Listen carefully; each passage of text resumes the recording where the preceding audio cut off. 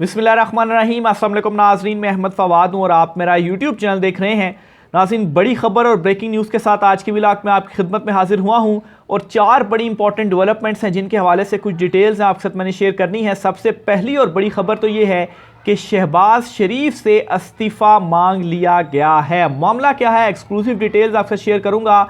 मरियम नवाज भी इस वक्त मुश्किल में पड़ गई हैं, उनकी हुकूमत इस वक्त मुश्किल में पड़ गई है। तफसीलात आपके साथ शेयर करनी है। एस्टेब्लिशमेंट की जानिब से इमरान खान साहब को पैगाम पहुंचाया गया है कि खान साहब, अगर आप हमसे डील कर लें तो अगले आधे घंटे के अंदर आपको ना सिर्फ रिहाई मिलेगी बल्कि अगले 10 दिन के अंदर आप वज़ीर आज़म भी होंगे। लेकिन इमरान खान साहब के इस डील ऑफर पर जो इमरान खान साहब की जानिब से जवाब दिया गया, इसके बाद एस्टेब्लिशमेंट क्यों खौफजदा है और इमरान खान साहब को क्यों ख़तरनाक करार दे रही है, इस पर भी कुछ अहम तरीन और एक्सक्लूसिव डिटेल्स आपके साथ मैंने शेयर करनी है। साथ ही साथ नाज़रीन, अदालती महाज से भी 2 बड़ी अपडेट्स हैं आपके साथ शेयर करूँगा। जस्टिस मंसूर अली शाह डट गए हैं और उन्होंने ये कहा है चीफ जस्टिस काजी फैज़ ईसा से कि जो भी चीफ जस्टिस आता है वो अपनी ही लाइन लेकर चल रहा होता है। क्या मामला चल रहे हैं इस वक्त सुप्रीम कोर्ट में, इस पर भी चीज़ें आपके साथ शेयर करनी है। और जस्टिस बाबर सत्तार दलेर जज, जिन्होंने आगाज़ किया था अदलिया में, पहला स्टेप उन्होंने उठाया था और ब्यूरोक्रेसी के अगेंस्ट पहला स्टेप उन्होंने उठाते हुए डीसी इस्लामाबाद को जो तौहीन अदालत में सज़ा दी थी, इसके बाद ही 6 जजिस का लेटर भी सामने आया था। इन्होंने क्यों कर और कैसे हुकूमत को नथ डालकर रख दी है, इस पर भी कुछ एक्सक्लूसिव डिटेल्स हैं, वो भी आज की व्लॉग में आपके साथ शेयर करूंगा। सबसे पहले तो नाज़रीन आगाज़ करता हूं महमूद खान अचकज़ई के हवाले से। आप बड़ी खबर से महमूद अचकज़ई के वारंट गिरफ्तारी जारी कर दिए गए हैं। महमूद खान अचकज़ई वो रहनुमा हैं जो पाकिस्तान तहरीक इंसाफ ने दीगर अपोजिशन जमातों के साथ मिलकर एक अलायंस बनाया था और इस अलायंस के बाद धरने और एहतजाजों का और जलसों का सिलसिला शुरू किया था और इन तमाम तर चीज़ों की सरबराही महमूद खान अचकज़ई को सौंपी गई थी। उस महमूद अचकज़ई के वारंट गिरफ्तारी जारी किए गए हैं और कार सरकार में मुदाखलत के मुकदमे में इनके जो वारंट गिरफ्तारी हैं वो जारी किए गए हैं।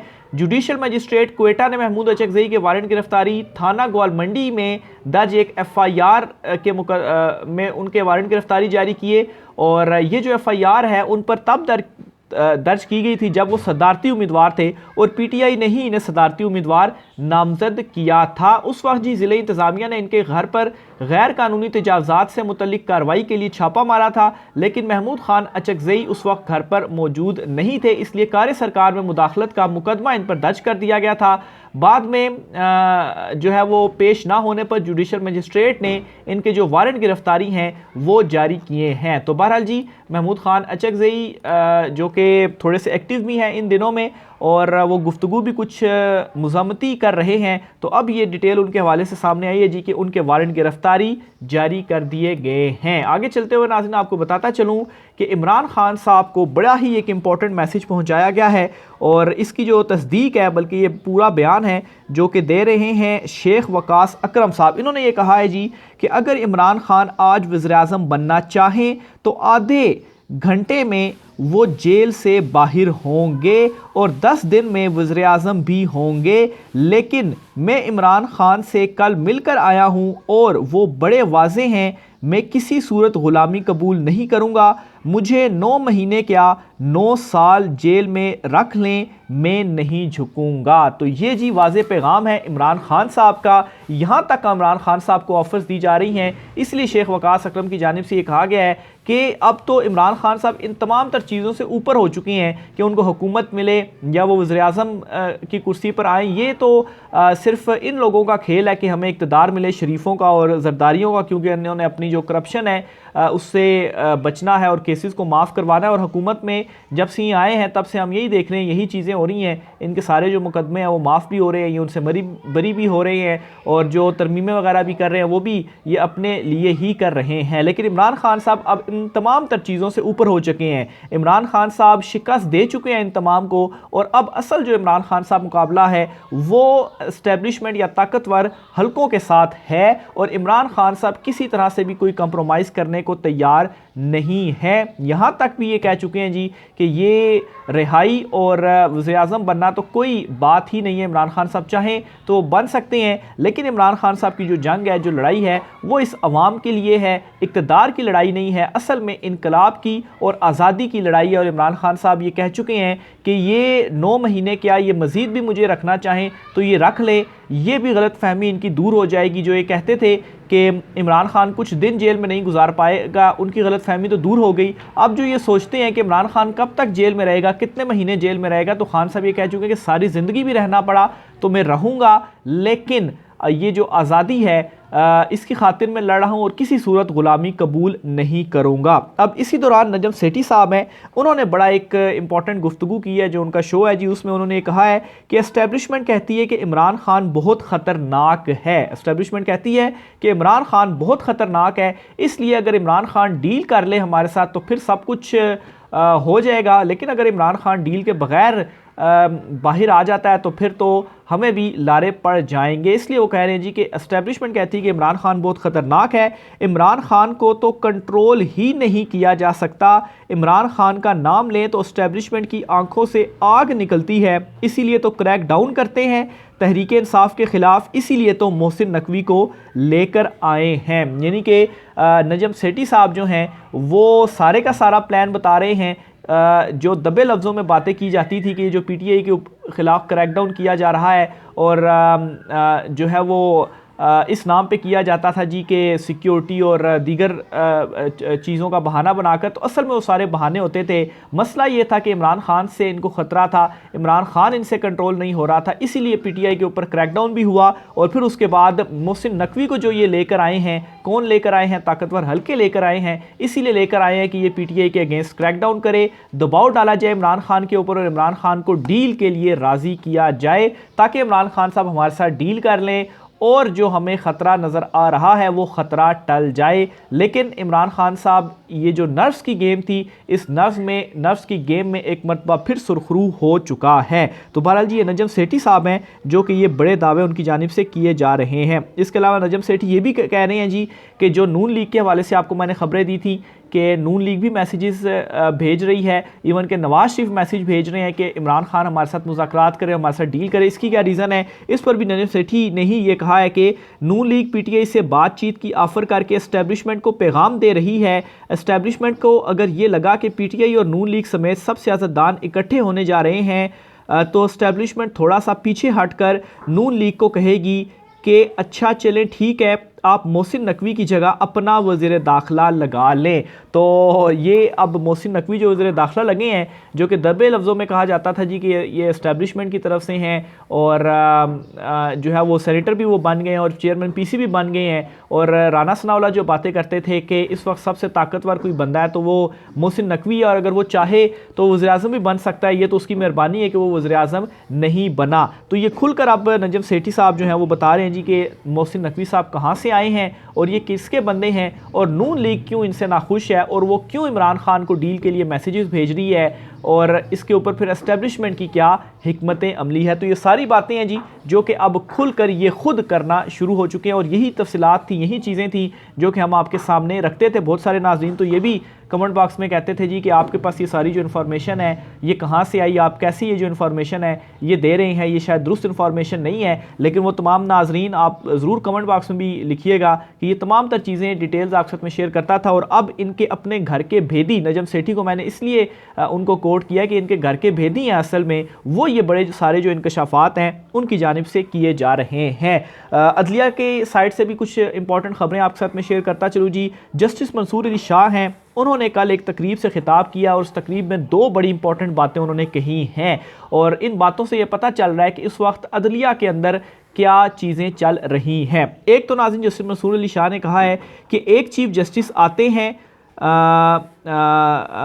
दूसरी तरफ ले जाते हैं, दूसरे चीफ जस्टिस आते हैं तो वो दूसरी तरफ ले जाते हैं। तो ये एक किस्म का इस वक्त अदलिया के अंदर जो मामलात चल रहे हैं उसको उन्होंने एक्सपोज किया है। यानी कि माजी के चीफ जस्टिस कुछ और कह रहे थे और अभी के चीफ जस्टिस कुछ और कह रहे हैं, और इनकी डायरेक्शन से शायद जस्टिस मंसूर अली शाह खुश नहीं है, या इस हिकमत अमली से वो खुश नहीं है कि इधर उधर नहीं होना चाहिए, एक ही डायरेक्शन के अंदर आपको चलना चाहिए। और जस्टिस मंसूर अली शाह का ये बयान इस वजह से भी इंपॉर्टेंट है कि justice Mansoor Ali Shah next chief justice हैं, और ये कुछ महीने या एक साल के लिए नहीं बल्कि ये पूरे 3 साल से ज़ायद के अरसे के लिए ये चीफ जस्टिस ऑफ पाकिस्तान होंगे। तो इसलिए इनका ये जो मैसेज है और अदलिया की डायरेक्शन क्या होगी, क्योंकि आप देखें कि जो पाकिस्तान तहरीक इंसाफ ने दरखास्तें दायर की, अदम एतमाद वो चीफ जस्टिस आमिर फारूक साहब के ऊपर या चीफ जस्टिस काजी फैज़ ईसा के ऊपर कर रहे हैं, तो इस दौरान दीगर जजिस के हवाले से क्या एक पैगाम आता है वो बहुत ही इंपॉर्टेंट है कि वो इन तमाम तर चीज़ों को किस तरह से देख रहे हैं।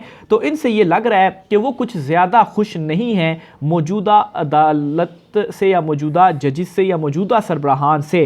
फिर आगे वो ये भी कह रहे हैं कि आइन में लिखा है अदलिया मुकम्मल आज़ाद होनी चाहिए, जब तक सिस्टम के ताबे नहीं होंगे आगे नहीं बढ़ सकते, अदलिया के स्याह बाप का दिफा नहीं कर सकता। तो ये भी मैसेज दे दिया है जस्टिस मंसूर अली शाह ने, और इस मैसेज में जो वो ये चीज़ कह रहे हैं कि आइन में लिखा है कि अदलिया मुकम्मल आज़ाद होनी चाहिए, जब तक सिस्टम के ताबे नहीं होंगे आगे नहीं बढ़ सकते। ये एक किस्म का वो जो 6 जजिस का लेटर था, उस लेटर का भी वो इतराफ़ कर रहे हैं कि ये जो दबाव है ये नहीं होना चाहिए, और उन जजिस का जो स्टेप है वो भी ठीक है। और फिर जस्टिस मंसूर अली शाह उस 6 रुकनी बेंच में भी शामिल हैं जो कि इन जजिस के 6 लेटर्स को देख रहा है। तो अदलिया किस साइड पर जा रही है, और चीफ जस्टिस काजी फैज़ ईसा के अलावा दीगर जजिस क्या सोच रहे हैं, एक इख्तलाफात और डिफरेंट सोच तो मौजूद थी ही थी, लेकिन जस्टिस मंसूर अली शाह ने अपने हवाले से मज़ीद ये क्लियर कर दिया है कि वो इस वक्त क्या सोच रहे हैं और मौजूदा अदलिया के ऊपर उन्हें